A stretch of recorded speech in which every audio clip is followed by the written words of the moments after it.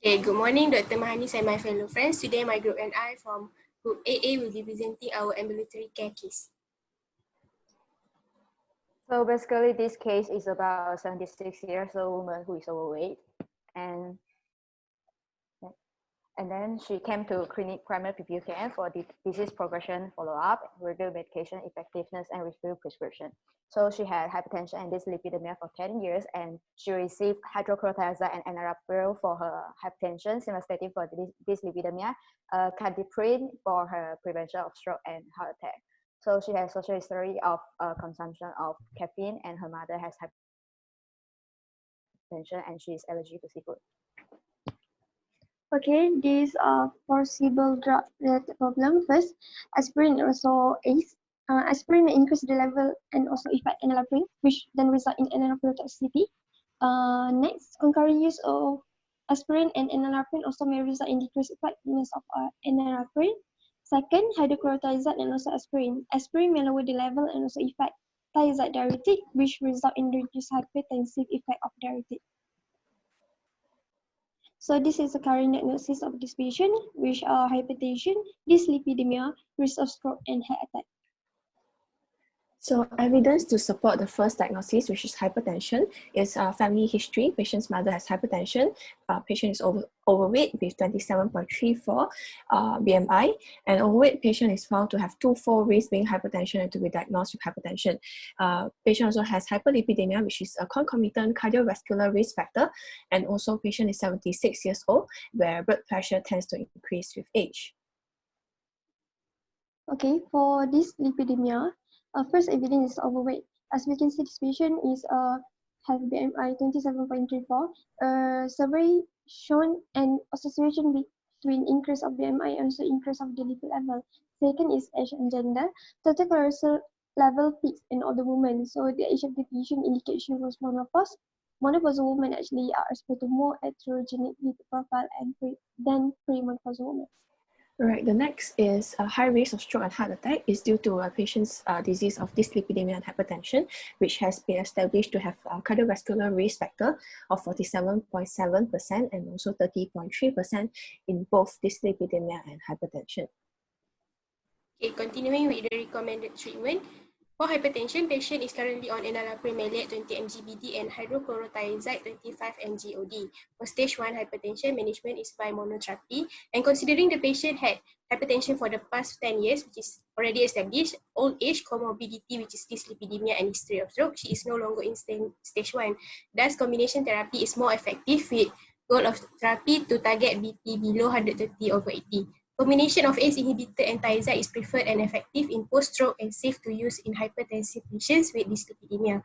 In hypertensive patients with high severe risk, the combination of ACE inhibitor with dihydropyridine CCB is preferred over the combination of ACE inhibitor with thiazide diuretics.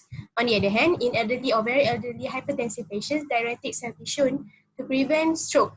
All in all, both combination of ACE inhibitor with thiazide and ACE inhibitor with CCB is safe and preferred for the patient. However, as hydrochlorothiazide has benefit of preventing stroke, the combination of ACE inhibitor with thiazide was appropriate for the patient. So moving on dyslipidemia, this patient has received simvastatin 40 mg ON. This is the moderate intensity therapy of statin. According to SPG management guidelines, statin therapy should be initiated with concurrent hypertension and elevated cholesterol level. The target LDL cholesterol level will depend upon the individual CVD risk factor. This patient has high risk because she has hypertension and elevated cholesterol level. Patient has previous episode of stroke, thus statin should be the drug of choice for secondary prevention and to target the LDL cholesterol to be lowered up to 50%. This patient is elderly with altered pharmacokinetic.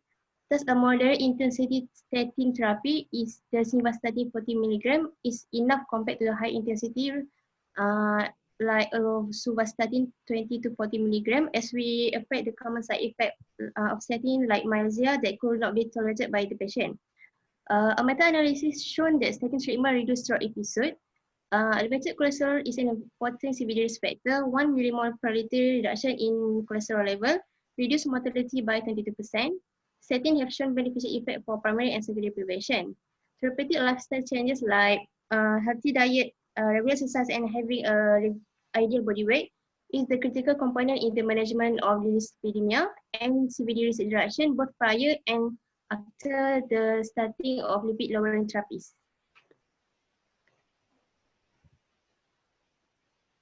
Oh, so since the patient had experienced stroke before, so the secondary prevention of stroke is needed. So for hypertension condition, as inhibitor-based therapy, such as the enalapril that the patient is receiving, should be used to reduce the recurrent stroke. And secondly, she should also have lipid reduction for dyslipidemia condition. Thirdly, she should receive aspirin therapy with the dose of 75 mg to 3 to 5 mg OD as stated in CPG, or 75 to 100 mg as stated in drug info. And the alternative aspirin could be clopidogrel and thiaclopidine. And the combination therapy of clopidogrel and aspirin is not significantly more effective than aspirin or the clopidogrel alone in preventing the stroke, but with the higher bleeding complication. So moving on the other relevant pharmacy intervention. First, for the non-pharmacological, for dietary intervention, we need to advise patient to reduce the weight, such in dietary food intake to lower the body weight. A 4 kg reduction in the body weight would achieve BP reduction about 4.5 to or 3.2 mmHg according to SPG guideline. And a small portion, about 3 to 5% weight loss, show clinically significant reduction in the CVD risk factor. Next, reduce the sodium intake. Advise patient to eat diet rich in fruit, vegetable, and low-fat dairy products, followed by the caffeine reduction. Next, advise patient to take regular physical activity or exercise such as brisk walking at least 20 to 30 minutes, 3 times per week, and avoid strenuous exercise, as patient is elderly. And last but not least, for pharmacy intervention, as mentioned earlier, the combination of hydrochlorothiazide with aspirin may result in the reduced relative effectiveness. Thus, we need to monitor the patient blood pressure on scheduled visit to make sure effectiveness of the anti-hypertensive therapy, as the use of aspirin needs to be continued to prevent the secondary occurrence of stroke. All right, moving on is the monitoring plan, which is divided into effectiveness and safety. So the blood pressure of the patient should always be monitored daily, and with a target of blood pressure below 140/80 in this patient of 76 years old. So enalapril is known to increase the serum creatinine and also to produce other metabolic effects. So we have to monitor electrolytes and serum creatinine level every visit of the patient. Next, for hydrochlorothiazide, we should also monitor for any adverse effects such as urticaria, rash, or any respiratory distress. Moving on is simvastatin, where lipid profile should be measured 1 to 3 months following the initiation or in any change of dose. So the most important thing to monitor here is the muscle symptoms, which includes myalgia, which is muscle pain. Besides, we also have to monitor liver function, kidney effects, and any adverse effect like abdominal pain, constipation, or blood vision. Moving on is aspirin and glycine. So cadiprin is known to reduce the stickiness of the platelet and hence help in preventing the block of the blood vessels. However, we should always monitor any symptoms of hypersensitivity to salicylate, include asthma, diarrhea and hives, or any gastrointestinal hemorrhage, cutaneous eruption, or episodes of asthma.